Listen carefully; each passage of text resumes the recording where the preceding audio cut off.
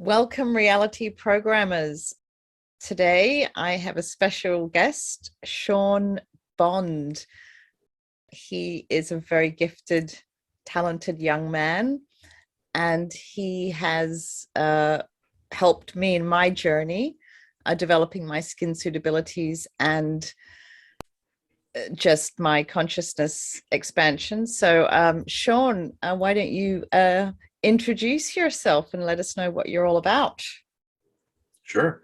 I am Shawn Bond of the Cyanically. I am interested in expanding the evolution of humanity and knowingness and our potential as unlocking the dormant abilities within us all and bringing us our greatest happiness, or bringing us to realize our greatest, purest, most divine, most empowered self that's always been within us and is waiting to get out and unleash and release the blocks it takes to do that, or release the aspects of a personality that we don't like about ourselves, or been wounded by the reality or beat up or reprogrammed or suggested by others. And as we take full sovereignty and choose with our free will what to do in this reality and create our greatest, wildest dream and become a genius at what we love. And I am, my website's the Cyanically and Cyanically YouTube, lots of videos on people using unique abilities and that anyone can learn how to do, and there's blueprints for. And yeah, we're making a bunch of products and interviews and making courses and bringing together a group of like-minded people such as you that are expanding into their psionic potential. What can you tell us a little bit about yourself for when I re-upload this as well? Yeah, my name is Ishikawa. I live in Tokyo, and I focus on reality programming and dimensional trench work. I do believe the nature of our reality is holographic, as we are, and therefore we're malleable, changeable, programmable. And I do believe that the words we speak and the thoughts we have can program and shape our reality. So that's what my YouTube channel is about, the Skin Suit Manual. And here we are. Wonderful name as well. Yeah, and well, I wish there was a skin suit manual. Yeah, we're gonna make it, right?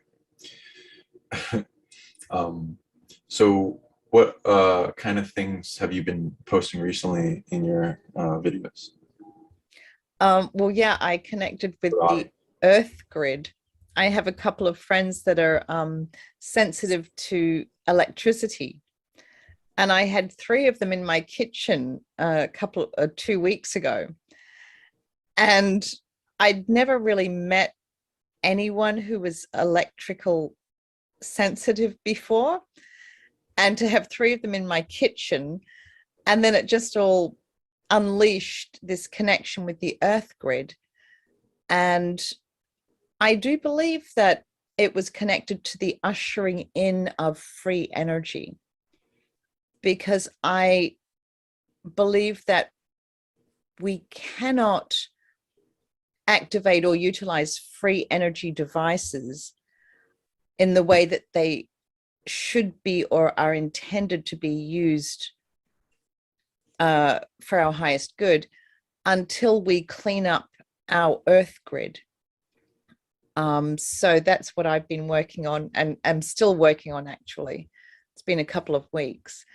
But the Earth grid is kind of a subject that I'm not experienced in. I've never been a grid worker. You know, some people travel around and do grid work and bless the land and do all these rituals and are very connected to the land. That hasn't been my journey so far. So it was kind of interesting to be kind of thrown into doing so-called grid work. Do you have any experiences in grid work? Maybe you can shed some light on this. I'm sure you're, well, we all know, yeah, you're a wealth of information on many unique and intriguing subjects. So what's your take on the Earth grid? Sure. Thanks for the question. Really expanded question.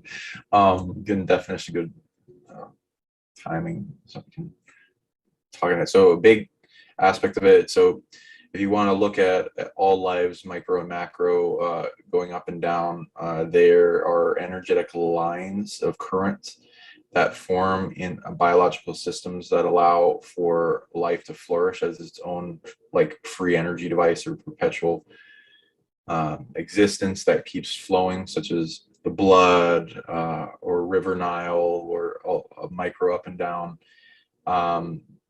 cranial sacral fluid.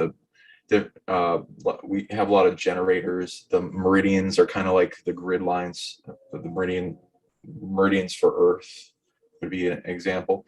1% of the grid lines are permanent in a point of space for the Earth, though, because they can shift, like kind of like magnetic fields, like that's like solidify.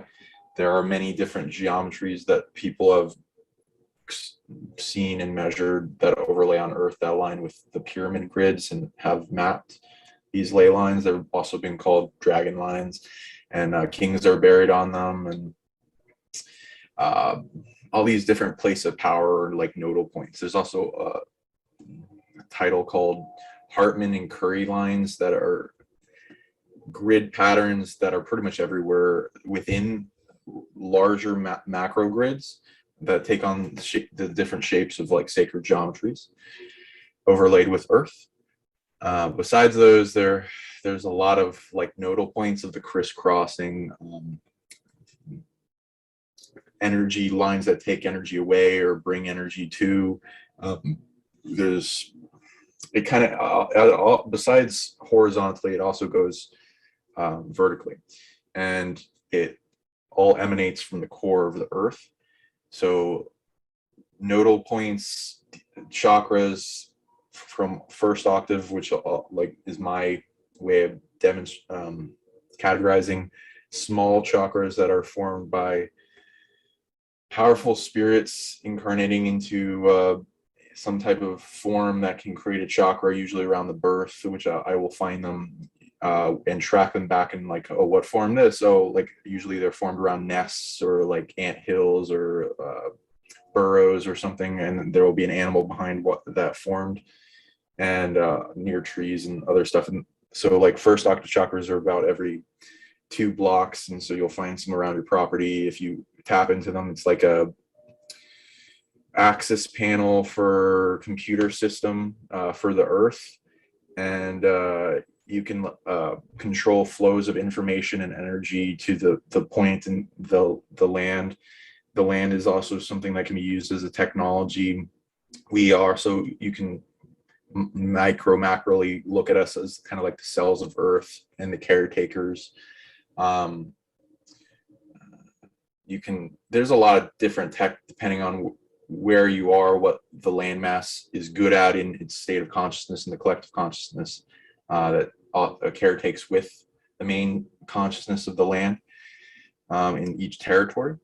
That Earth ultimately hired a bunch of beings to delegate all the space to, like mountains and islands and all this stuff.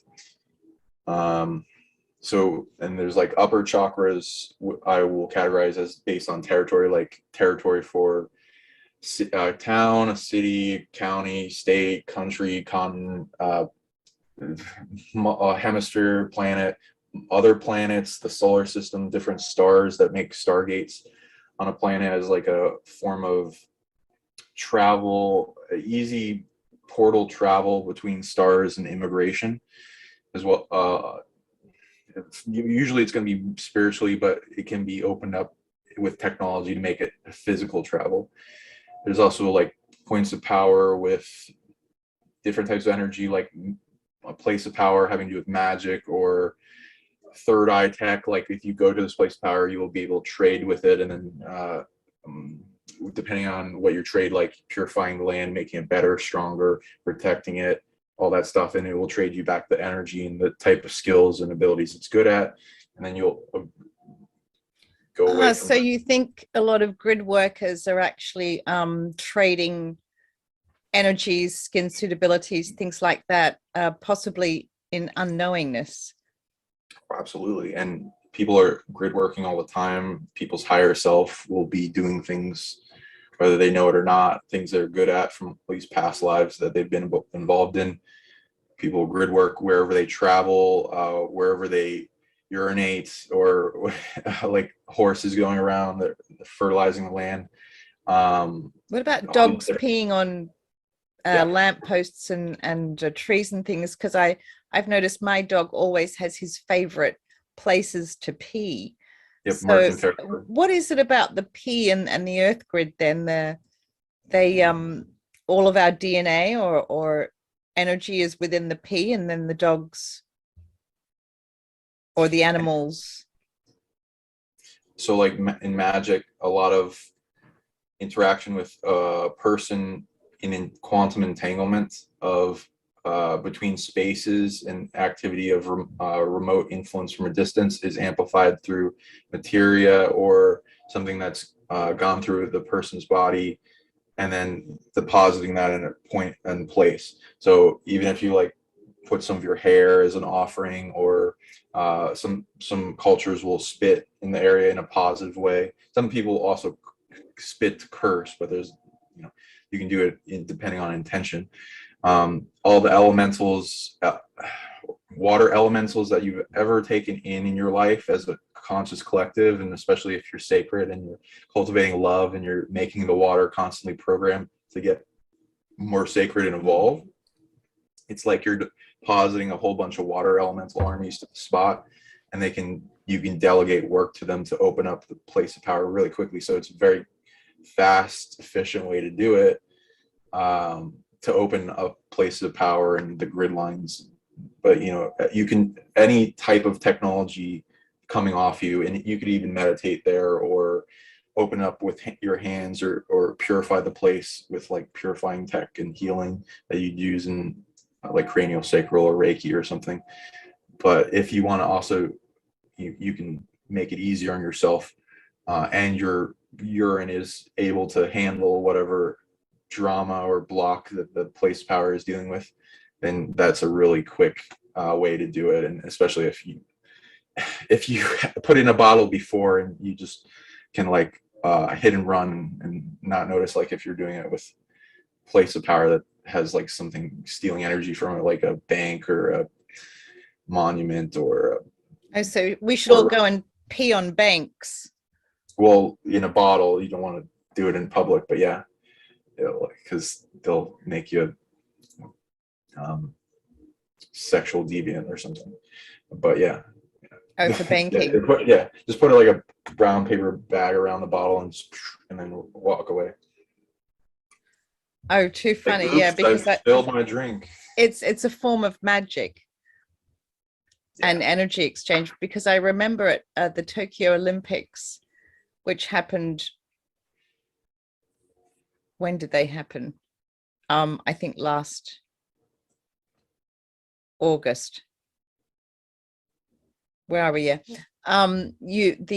We all know that the opening ceremonies of Olympics are rituals. I think the London Olympics was one of the most blatant, horrific rituals I've ever seen. No, I tried not to watch it. Is that the one with the giant like Grim Reaper figure over the deathbed? Yeah, and all the children in hospital beds in the middle of the London arena. Yeah, it was the weirdest thing. It was just in your face. Black magic, dark magic. Oh yeah. And people are awake now, and they're like wondering what much will it take to wake everyone up? Oh my God, the reality has to be full of hypocrisy and bombarding you with like cognitive dissonance all over the place, to where you can't really ignore it. Yeah. But yeah, so you were mentioning to me about these Olympic ceremonies, and how if I got my pee in a bottle and put it by the Tokyo Stadium, that I could neutralize the dark magic that would be at the opening ceremony there. So I did. I bottled up my pee, and I said to my husband, who's very understanding, I said to him, I've got to go and dump a bottle of my pee at the Tokyo stadium. And he looked at me and he's like, okay, we should go at 6 a.m. You guys are lucky to have each other. That's pretty awesome. I know. Well, and he studied astrophysics, so he's a scientist with this very expanded consciousness. And so when I come up to him and say, well, I've got to dump a liter of my pee at the Tokyo stadium, he's like, okay. So he didn't ask any further. He's like, say no he more. Doesn't question he doesn't question anything. I don't think he wants to know. But yeah, he drove me there, and I had it in an oolong tea bottle. And so when we get there at 6 o'clock in the morning, it was the day before the opening ceremony, and there were police everywhere. Everything was cordoned off. And I just got as close as I could to the power spot. And there's all these police walking around, and, I'm a foreigner there, I stand out already. And I just got this bottle and just, put it on the ground there and by a bush. And people are walking past, and they didn't look, oddly enough. No one looked. So I think I was being protected. And you mentioned that this would be a trade at the time, that, by doing this, by offering my genetics to the area, it would be an energy trade. Yeah, I'm remembering, stop me if I'm saying anything you don't want to talk about, but I think we're talking about the authorities of Japan and goddesses and gods and the economy and stuff. And they seem to see things that were stealing their power and holding them back, and they would give you a lot of they have a bounty on the area, so if you cleared it up, that you would make it better, and they would trade you a whole bunch. Yeah, and also you mentioned that it would delete a lot of contracts for the Japanese population. They get a lot of energy back. They'd stop being dominated as much. There's still always going to be something trying, but right, less, and there'll be more of themselves, more free will. Yeah, and then you mentioned something about I would also do a trade with the athletic gods, divinity beings of the athletes, like the athletic divinity beings. What are they called? I know, sporty kind of divinity beings. And yeah, I'm not sporty at all. And I'm like, oh crap. I don't want to wake up and suddenly become like a jogger or something like that. But that didn't happen. Thank goodness. Energy. Oh yeah, you have jogger energy? Hell no. Hell no. Yeah, well, I mean, you don't have to use it for jogging. You could use it for something else. Yeah, make other people jog, maybe. Yeah, you could be a sports trainer and just be on a moped yelling at somebody else to jog. Yeah. Oh, I could see myself doing that. That sounds like a lot more fun.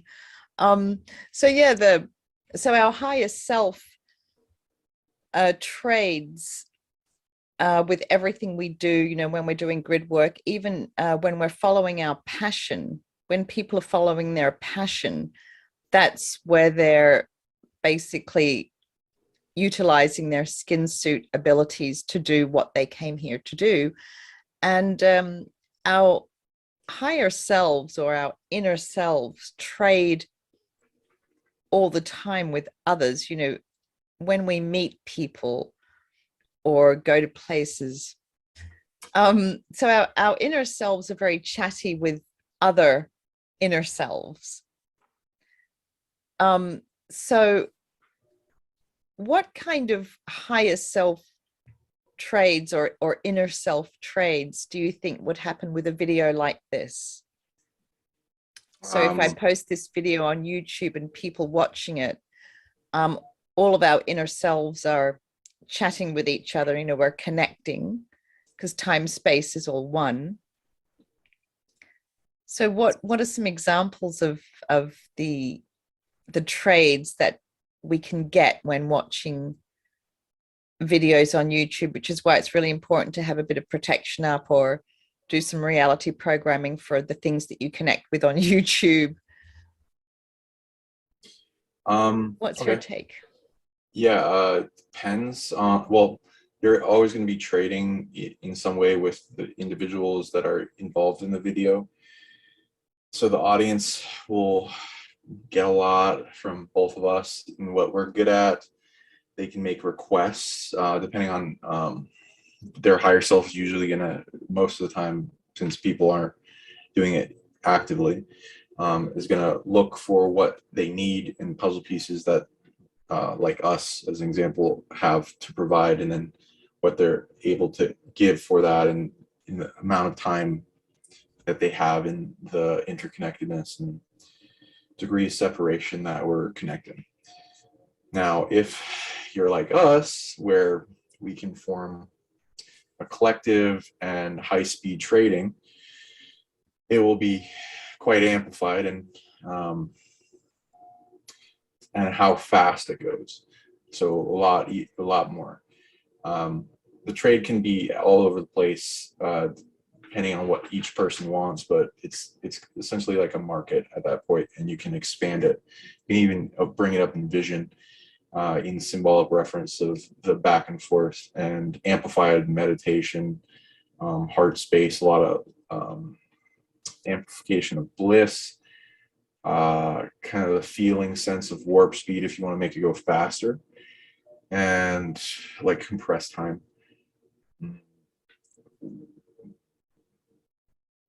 I'm trying to think of anything specific that I can apply to every type of person.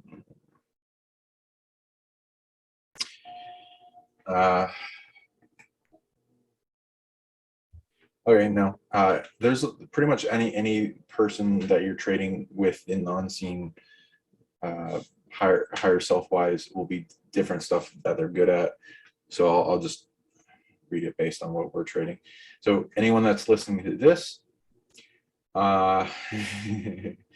we got a lot. There's over trillions of things that we're offering, and it's like a download process. Over 50 people plus, I can tell, are definitely going to watch this video, so that's good. They're mostly going for knowingness data translation, so they want to learn how to access stuff like us. So they're like integrating a lot of that into their consciousness currently, so that their conscious mind can sync with their super consciousness faster and translate that data in the center of their heart, and have it come out in knowingness in stream form.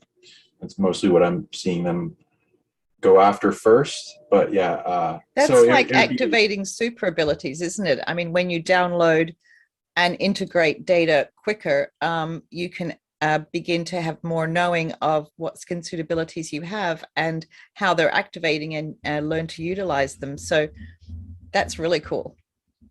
Right. And then I'm looking at it's like all these symbolically, it's like all these kiosks of all these subjects that we're offering, and then most of all the lines lining up in the knowingness section. Yeah, because everyone wants super abilities. Everyone wants to be Superman. Yay! Yeah, exactly. It'd be so cool. Yeah, they're going for the basics so they can take off with it themselves, which is strong. It's a good strategy for you guys. Yeah, and anything they gotta strategize with the time they have. Yeah, I always have thought that knowingness or awareness was so key in my journey. And once I started getting things right, like just my knowing, once I started getting things more right than wrong, or, you know, right enough, I don't think I've ever been 100% accurate, but I've been right enough.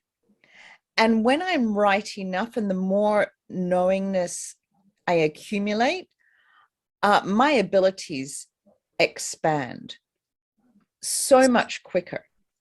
And my power in the multiverse, in our multidimensional reality, really steps up.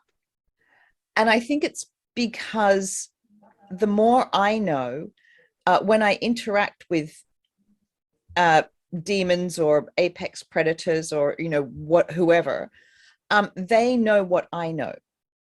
And so if I have enough right, they know that I know.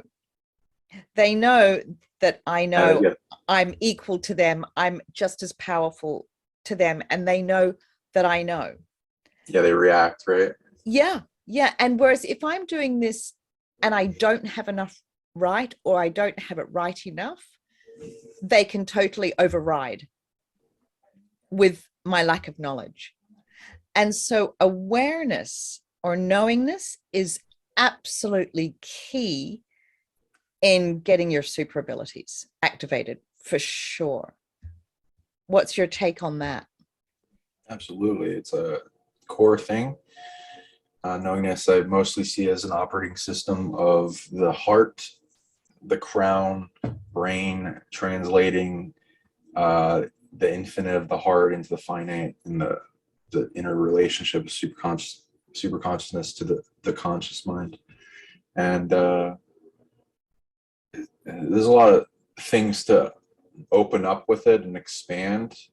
Goes along with truth, and most of your knowingness will come in through a feeling and sense and translation. So a lot of a lot of people that are opening up into this subjects and psychic stuff and psionics and all that are a lot of the basic abilities that like come online are like empathic ability. That's a very powerful one to have first if you want to go down the path of knowingness, and you got to get really good at that.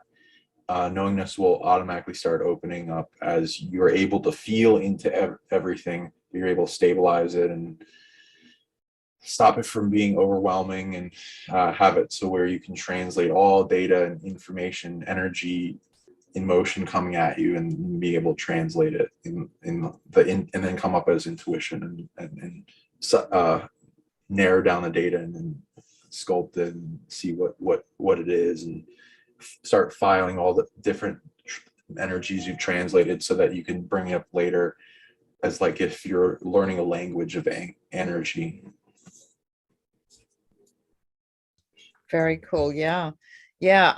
For me, knowingness was just so key in getting to where I am today. That's for sure.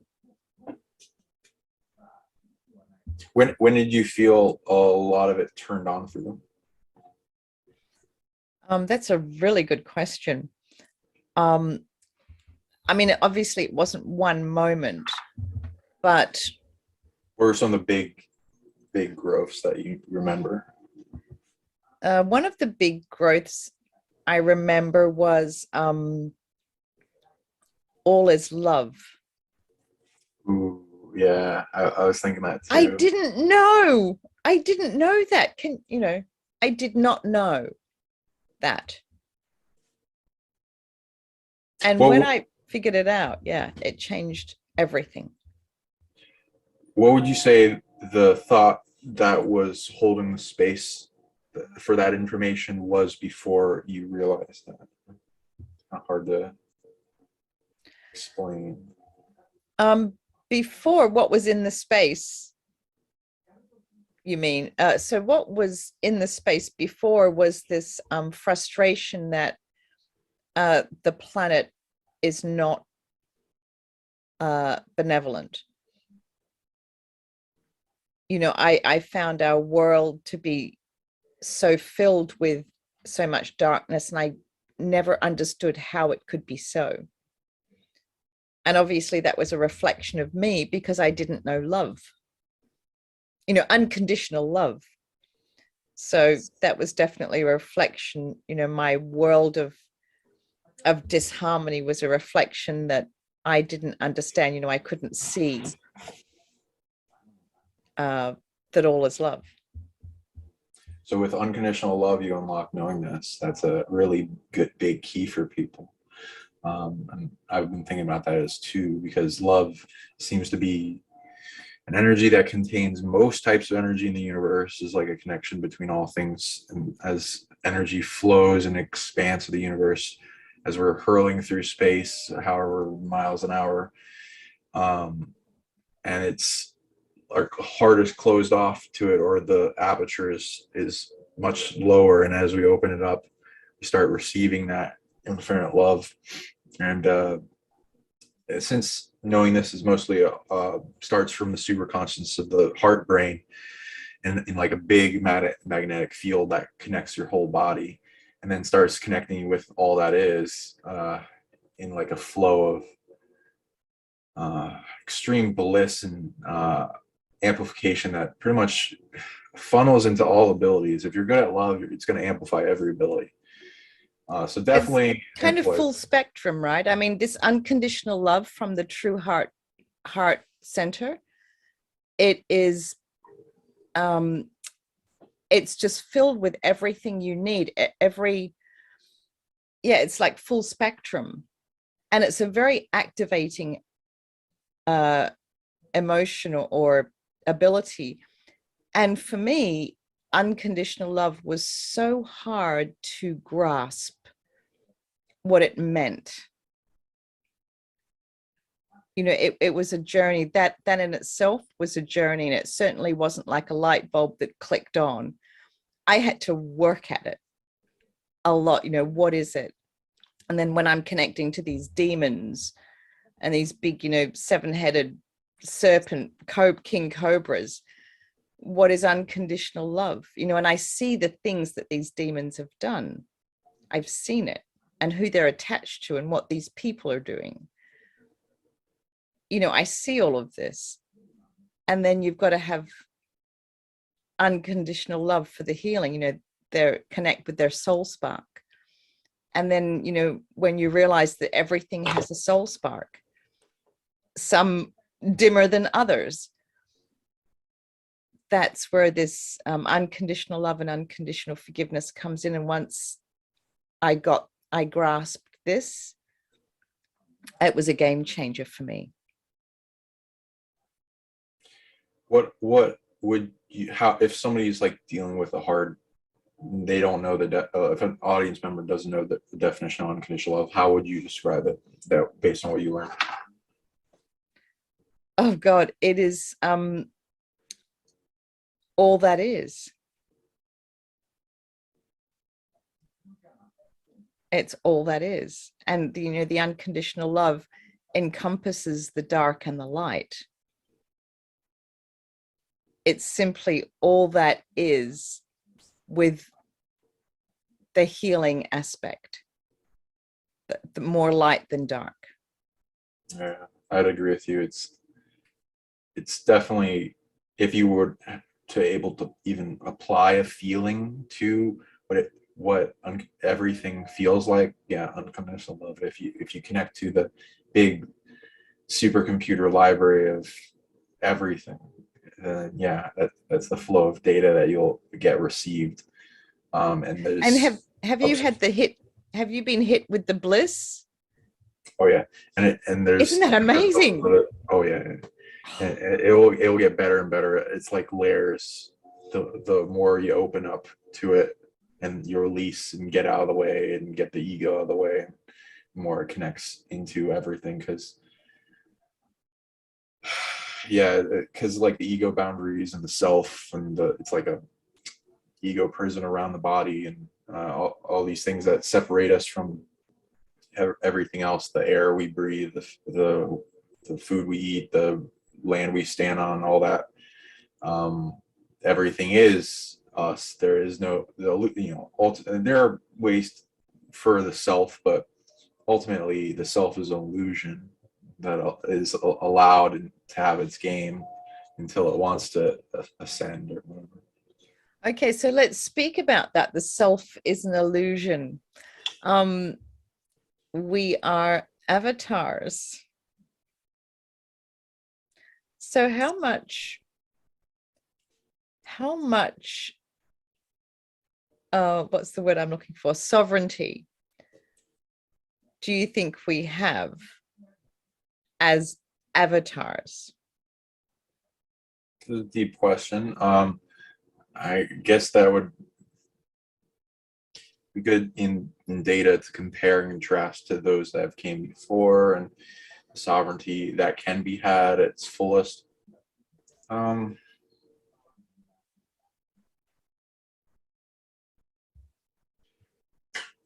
Okay, so yeah, so with people to understand sovereignty, it's like you being the peak of the higher order and the eternal self, you making all the decisions, you being the king of the body, no one else programming it for you, emanating past the body to the bubble of reality around you in the hologram, light received by the brain, and interpreting the reality that we're in, and the different layers of holograms of space that hold like the earth, the solar system, the galaxy, universe, and beyond, and primary creator sources that branch off each other, that then have their own, decide to have their own free will and experience in a different flavor of the universe, experiencing each person. Many different universes came before this one, having to do with many different concepts and themes and goals, having to do with the sources that created the source branches that created them. This one is very free will oriented, and it's like a melting pot for all other places.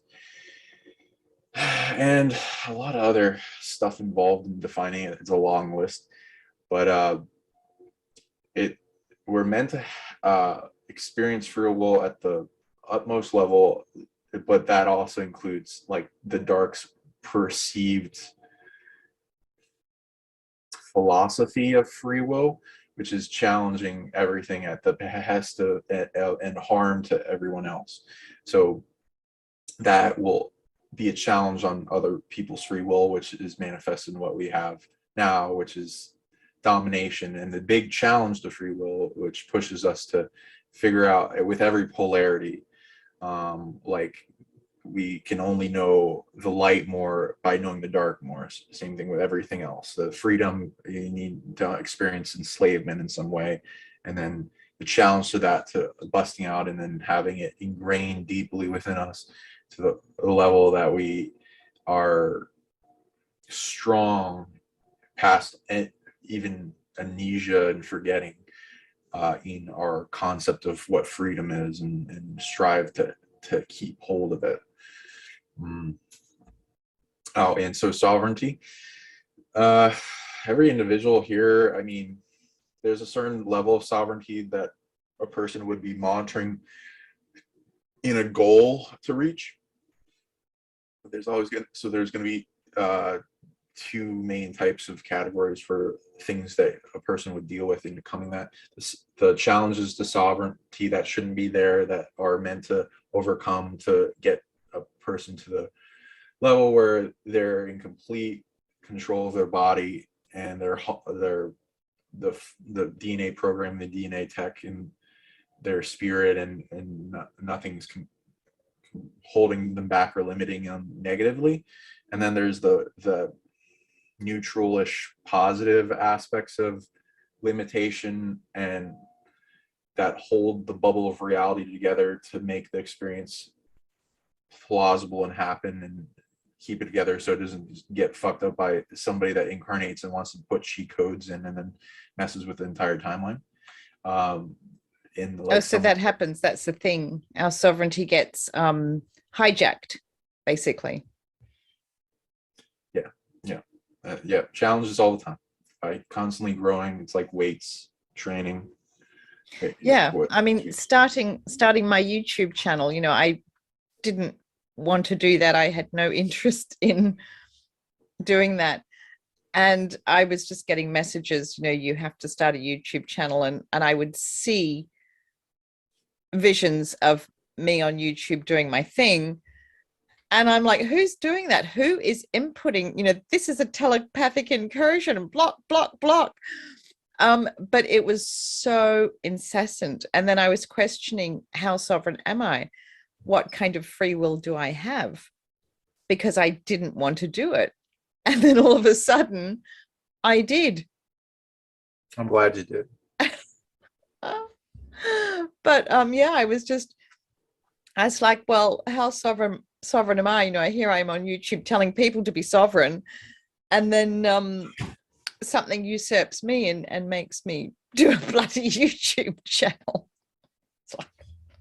And it's good to rebel against things. Yeah, I mean, do what I say, not what I do, people. Yeah, there's, reasons and stuff, and you do what you want and will, and free will, of course. They'll, with certain influences and things and messages coming through there, it's good to categorize like what divine will, source will, your higher self will, earth will, your greater superconscious will, versus everyone that's not you, that's trying to change your life, and then you rebel against that. And yes I do find I get a lot of very strong requests, let's call it that. I get a lot of strong requests by collectives of beings that want me to do their mystery school, or want me to work with them or go on a mission with them, and these are very, very, some of them are very strong requests. Like, they're not going anywhere until I agree to, work with them. And then others I can just like, yeah, I'm not doing that, call me later, kind of thing. But some things are just so insistent. And then I just kept seeing the words or hearing the message, soul plan, you've agreed to do this. You've agreed to do this in true divine time. You agreed to it. And I'm like, yeah, show me that document. Those I'll fight it. Yeah, I've done the same, and also been rebellious. And I found, as long as they give the proof, and then I've set it up to where I automatically ask for that, and then have it go really quickly, then I can kind of get the data, and then I know who and who not to rebel against. Yeah. And I mean, isn't that interesting? We do, part of learning our sovereignty is learning when to rebel, when to tell people to bugger off, and when to say, well, show me the proof. And I guess this also requires an ability to be telepathic and to have an active intuition that you can communicate with, or have that developed. I mean, we all have it. We just have to have it developed to a point where we can trust it in order to be at this level to work. Yeah. And there's lots of surprises in it's surprised now because of our amnesia. Everyone goes through this great forgetting of the birth canal and this planet for incarnation. It's like a weird, it's not not every world has to deal with constant forgetting every lifetime. It's partially part of the domination and controls thing, but there's also a positive aspect to it. It's not all bad, and it allows you to completely detach from all drama. So this is a high level turned up drama game, so it's a lot of emotional overwhelm as well, and huge amounts of weights and karma and drama put on us to resolve very quickly. So it's like a meat grinder. Yeah, I mean, that's one of the reasons I connected with you years ago, was because my life was filled with drama, spiritual crisis drama, where I couldn't turn off my telepathy. I couldn't stop going on missions. I was going on missions like every day, and like, crap, I'm entangling with this and that and the other. And it was through working with you that you really helped me to begin to control the drama. You did a really good job. You grew very quickly. I know I was fast-tracked something cruel. Totally fast-tracked it. It happened so quickly. And thank goodness I don't have to work. You know, my husband has a job. So, you know, I was working, but not working is okay for us. And so thank goodness, because I couldn't have held down a job with the drama that was in my life. But yeah, you were just an integral part of teaching me how to reduce my drama. So thank you. And I can actually recommend Shawn for anyone wanting to develop their skin suit abilities, and anyone wanting to know who they truly are. Shawn is your guy. And you're getting really good at helping people as well, see through their stuff. And you said a good word for there with fast track. And yeah, it's oftentimes like you and me definitely experience that in our micro life, and Earth itself seems to be like a fast track for evolution and resolve a bunch of drama throughout the multiverse all in one place.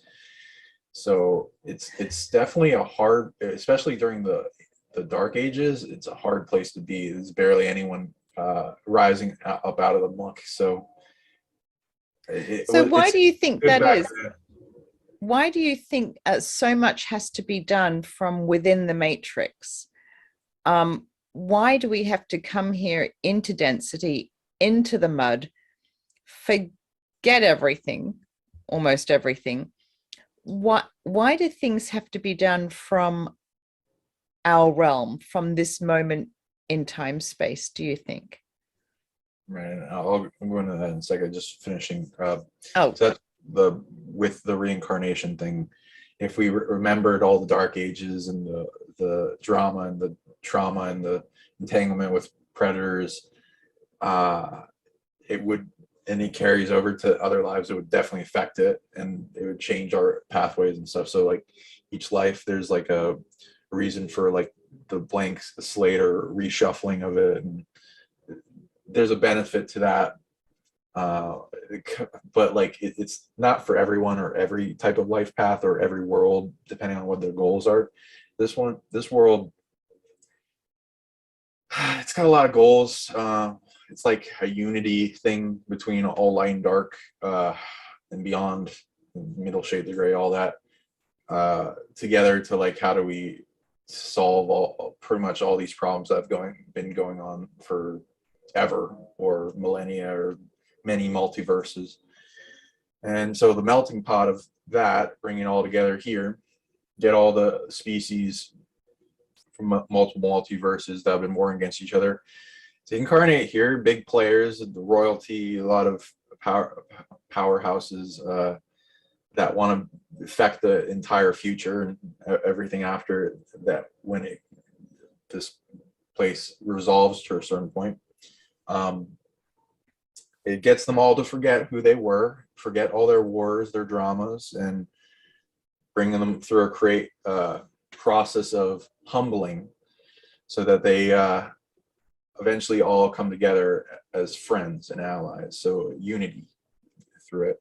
That's of course not always what everyone wants, because there's an incursion from multiple levels of evil that want to put a monkey wrench into the system and then take it over, and then use it, all the powerhouses within here, and treasure troves and points to take over the multiverse and uncreate things and then recreate it in its own image. But that's not particularly the most successful thing that they always keep trying. Still, there's the equation of unity and the light and dark constantly raising each other up. And I don't particularly like reincarnation, though I do know some of the purpose for it. There are more purposes than I've translated into for it currently, that like make up why it's currently continuing. And I don't see it as like a thing that has to remain permanent, though. And it can be resolved, but it also takes, there's a machine that's running with the earth, and it's running on programs that were set up a while ago. So in order to resolve that, a large amount of people on the planet have to come together in unity and agree to change it. And then also raising up out of the drama, the wounds, and healing everything, as as individuals rise up into our own evolution, affecting as selves to the rest of the planet, bringing her back up. She's been wounded quite a bit. She used to have a lot more capability, and then went into a coma in Atlantis Fall, and is coming out of that. Wow.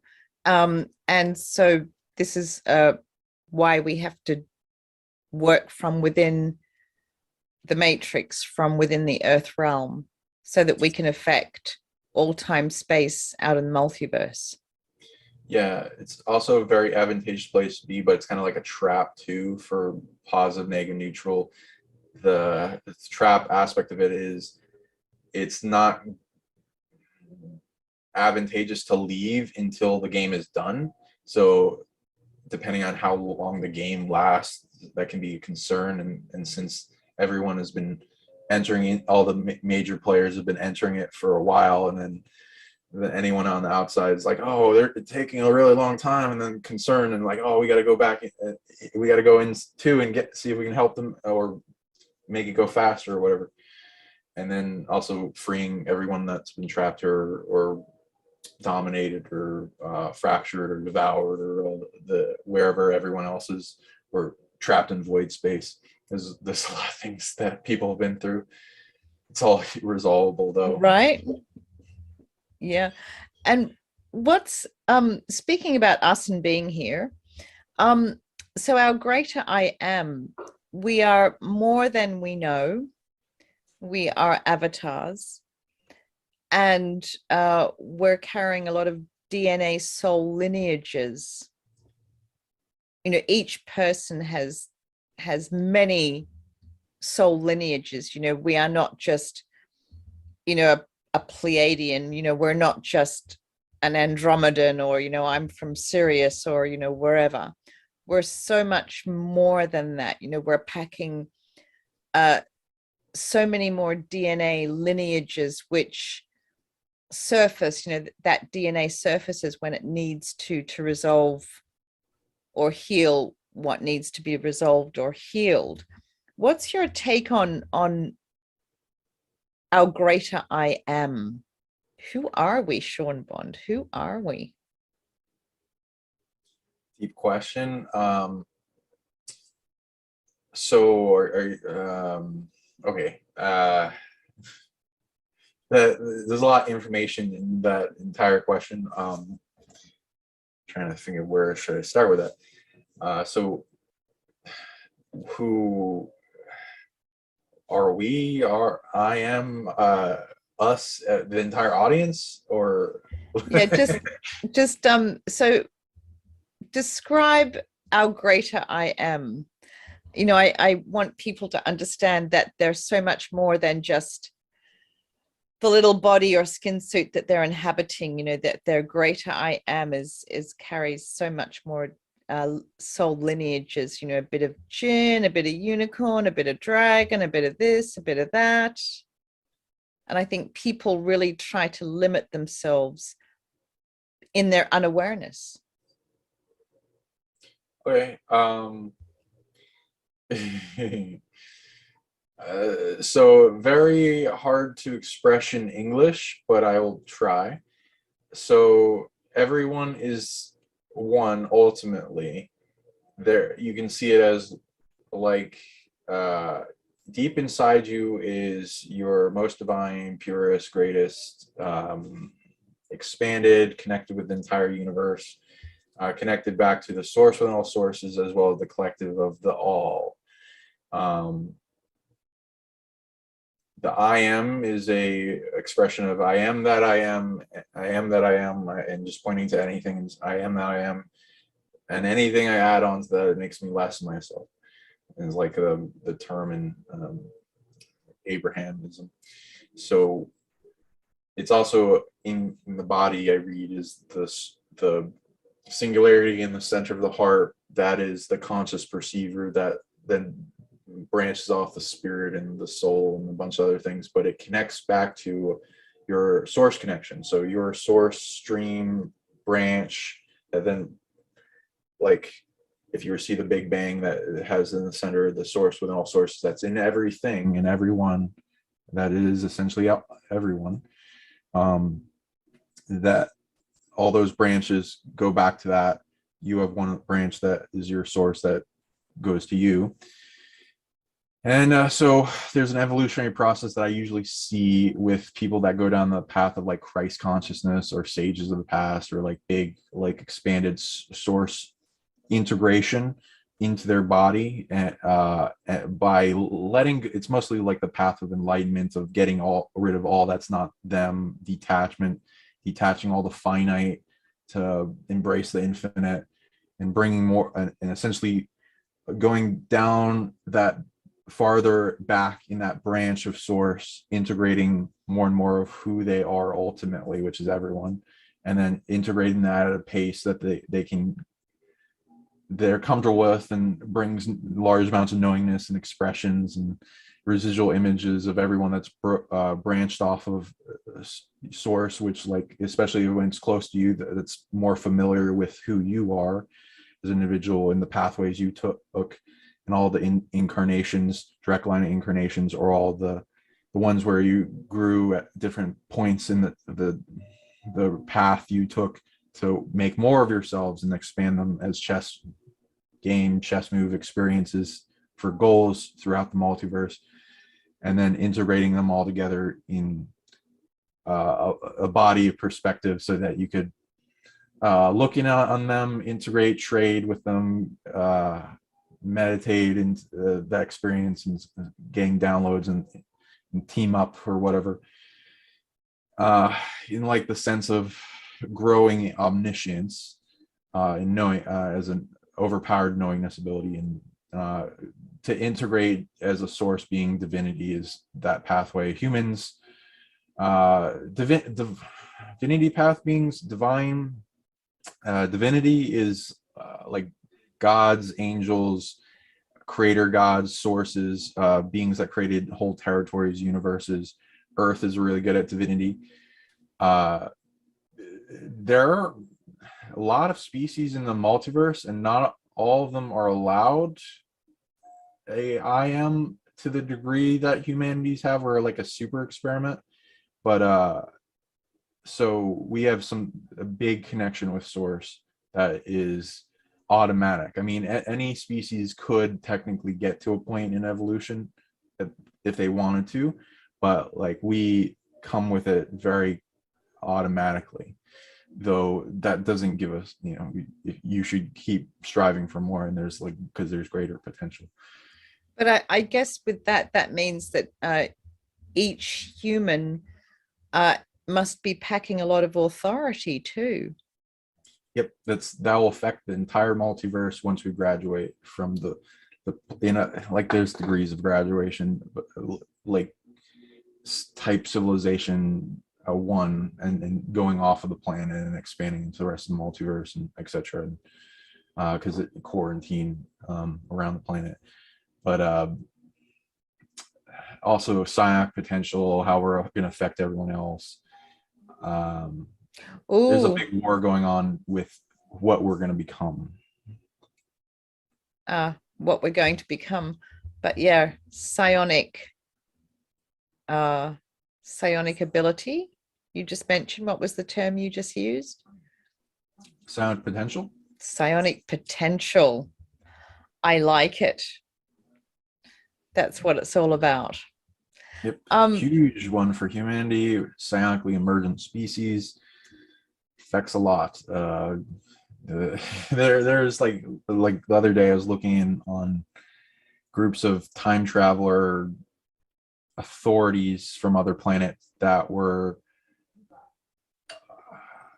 there are positive ones and there are negative ones. The negative ones were concerned because to keep their thing going in domination of the timeline of a particular planet, they perceived us as a threat to their continuance of that. Like we would be, once we cyanically go out into the rest of the universe, where we could be an antidote for negative time travelers, as an example. Others that people are good at. The antidote for evil, the antidote for time travelers, negative time travelers. Yeah, exactly. So like we're the melting pot for antidotes for as many things as we can think of, because all the problems and all the people with those problems are coming here, because they're like, where can I possibly solve this problem? And they're like, Earth, okay.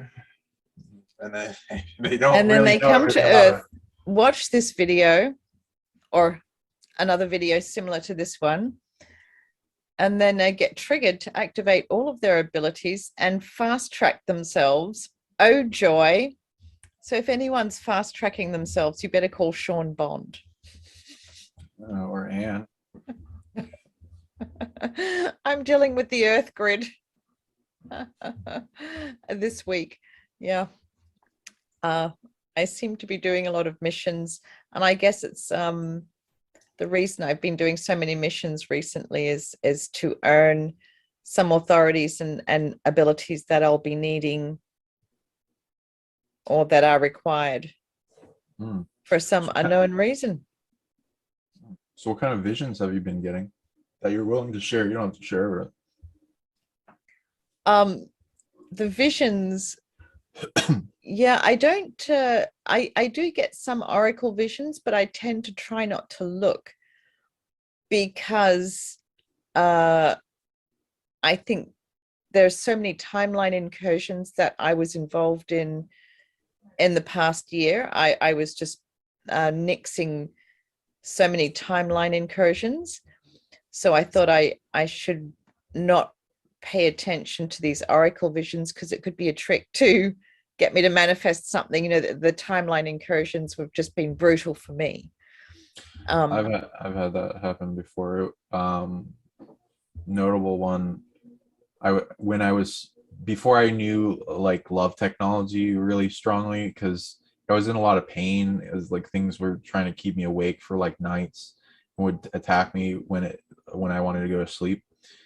And so I had to like fight, work. I would do a thing where I was training offense quite a bit, because a bunch of predators kept attacking me and stabbing me and trying to turn off my organs and trying to shut off my heart and stuff. So I just kept learning martial arts and psionic punching, because one of my dragon guides kind of looked like that, taught me how to psionically punch something from a distance to such a dramatic degree where I knew it worked. And then I started training the shit out of that, and getting to where I had like a large amount of hands, kind of like Hindu gods and stuff, and like unleashing on things from a distance until I just took out every predator that came my way, and it kept going. It keeps going. So I don't just recommend going down that path. You got to integrate love, because you got to come to peace. Otherwise, wars will last forever. There's things that want to be above everything, that want to send constant enemies after a person. So they'll be like puppeting from a distance, and you got to learn how to track the thing that's the apex predator manipulating it all, and then bring down the drama and figure out where it all started. But isn't it a joy?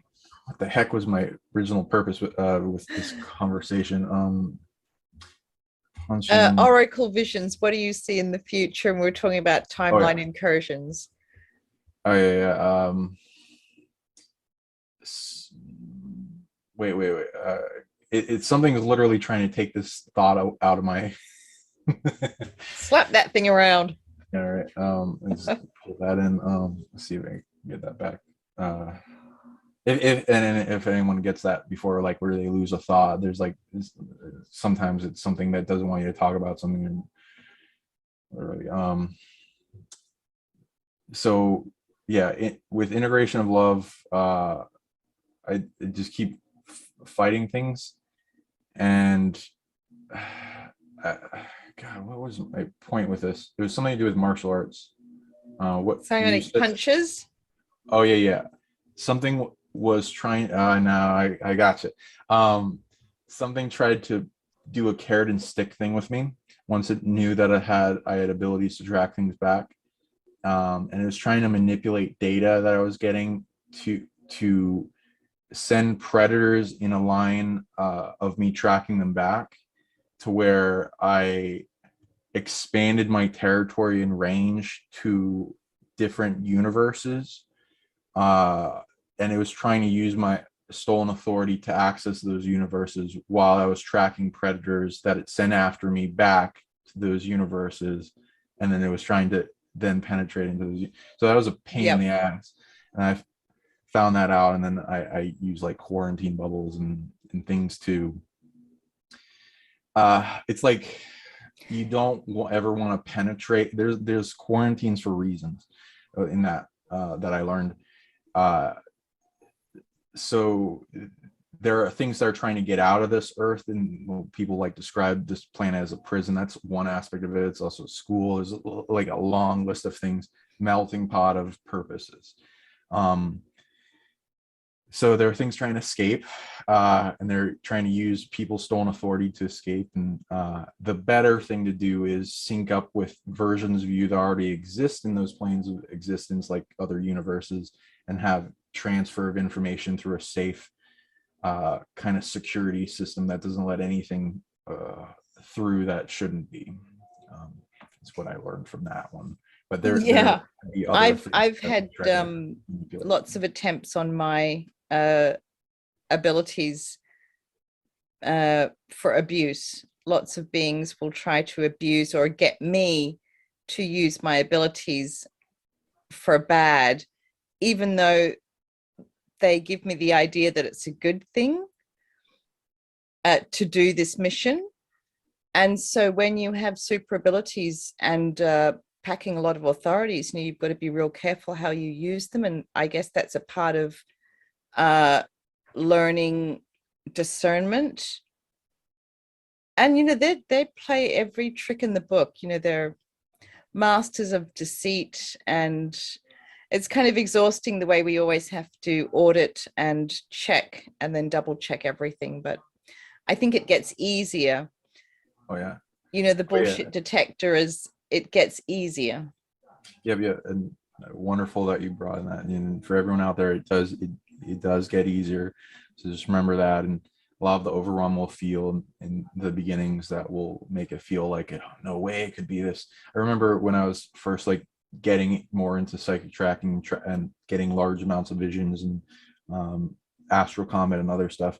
When I was chest moving things, there's a part of me that's like, oh, no way it could be this complicated. And then another part of me, of course it could be. Like there are smarter beings than humans. And then it's like, oh, but would our higher selves even allow that? Like, what the hell is this earth, this game in this earth, if there are like cheaters and beings that are able to abuse us, like the King of the Hill game, kicking things down the wall? And that's like an uncomfortable reality for a lot of people to like, oh, it's not all love and light and we're not all just like protected. And a lot of the time it's way better than it could have been. I've been shown like aspects of the timeline where it's been way worse, and it's like crumbling realities and like things trying to stitch it together as if somebody was tripping and they were completely forced out of their body, and like the whole reality is crashing down around them, and bubbles of reality are trying to hold it together and expand their bubble of reality while like void space encroaches around and destroys everything that is real. But besides, so that it's much better than that, at least, but it could be better. And since a lot of things got taken over by the dark at the fall of Atlantis, that's the challenge that we're here for, is the people for hope and change, and the best of the best, and light and dark, and royalty and spirits of different planes of reality, and like the brave beings that were like, I'm okay to enter this earth despite what I know about it, and the good and the bad. how long it will probably take, the braveness that comes with that, and coming here if you chose. Yeah, it's messed up, but we're fairly resilient despite all that. And even if there are big predators, that there's all, no matter what, how big the challenge is, you will always get access to a level of power deep within you that can overcome that challenge. And we just have to reach deep within us and pull that out, and go deep within our super consciousness. And if the problem is like as big as the planet or the universe or whatever that is expressing itself as a predator or whatever attacking us, then we just have to rise bigger than that, and then perceive it in perspective, and then start downloading and translating, and then shrinking down the problem, because it's usually going to overwhelm people with emotions to make it look bigger than it really is. And then once you get the breakdown, the skeletal system of what you need to know about it to make it simple, such as like all these negative evil predators, they didn't earn their authority, they stole it from other people. So you can retract all that and go for that thread, that single thread. You can unravel it all to make it less complicated, as an example. There's other methods. Then it gets simpler and simpler, and we start resolving, and then we learn from everything, and our higher self grows bigger and becomes more resilient. And it's like part of the collective of beings holding everything together, making it slowly better and better every day. Yeah, and I find the more I deal with apex predators, for example, the more that is embedded in my story or my DNA. So the next apex predator I come up against, it gets downloaded with all the experiences I've had healing apex predators. And then the apex predator I'm dealing with is like, oh, okay, so you don't kill. And oh, yeah, I got it. I get like what you do. Dispels all fear. That's really yeah. And so once you kind of, the more you do, the more you experience. Things just, apex predators, what once would take me possibly a day to deal with, and now is literally down to like a minute. Woo. In some cases, not in every case, but there's always some bigger fish. But yeah, I know. Yeah, I mean, sort of, yeah, it's really quite a huge relief, actually. I mean, I remember when I was working with you, a session we had a couple of years ago, I was in overwhelm, and you said, well, do you want to learn resilience or not? And that will dictate how, what you advise me to do.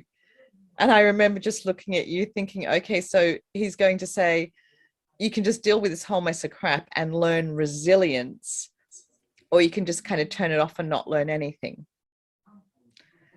And I'm like, okay, let's go for resilience. Let's go for where this stuff hits me and I just go and have a cocktail.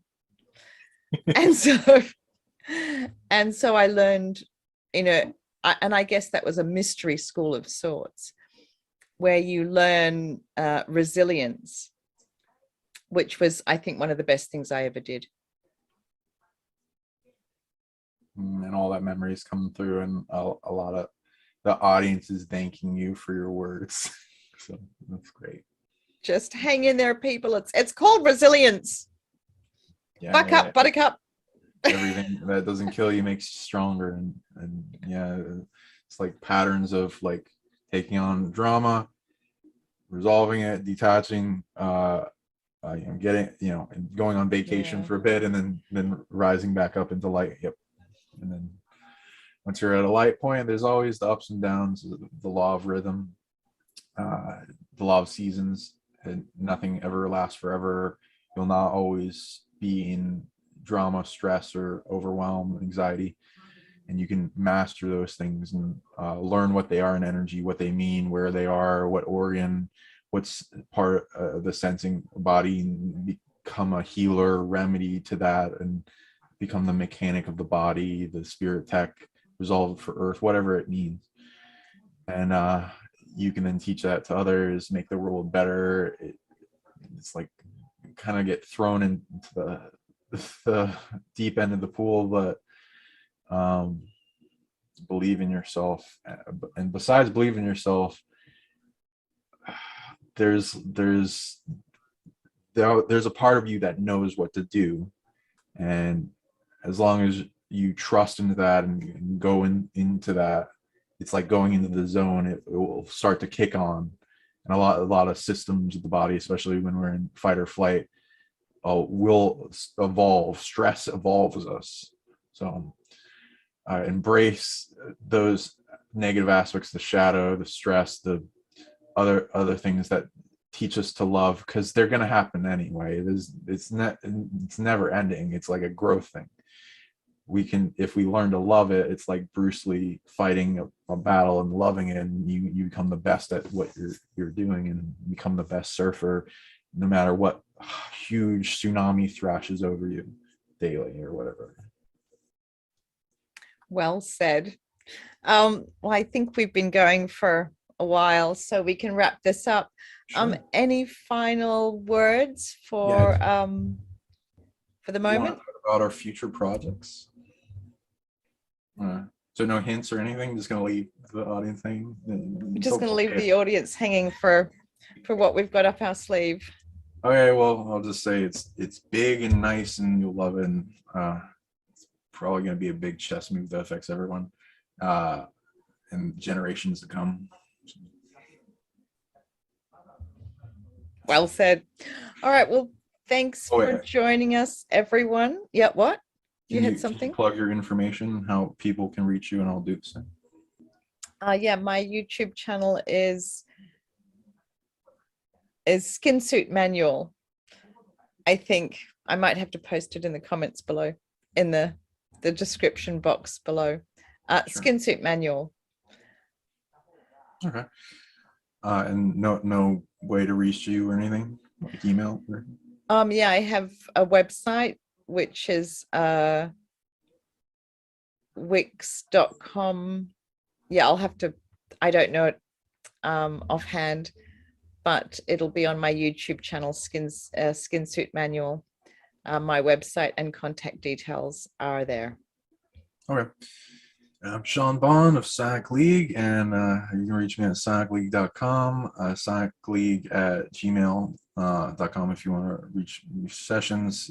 I got a lot of people contact me, so just get a session if you want to contact me fast or whatever. Also, Cyanically YouTube. I'm also on Facebook as Shawn Bond, and yeah, thank you so much for joining us. Keep evolving, growing, make this world a better place. Love that you're here. Well said. Thank you, man. Appreciate the show. Thanks for coming on. Big hugs.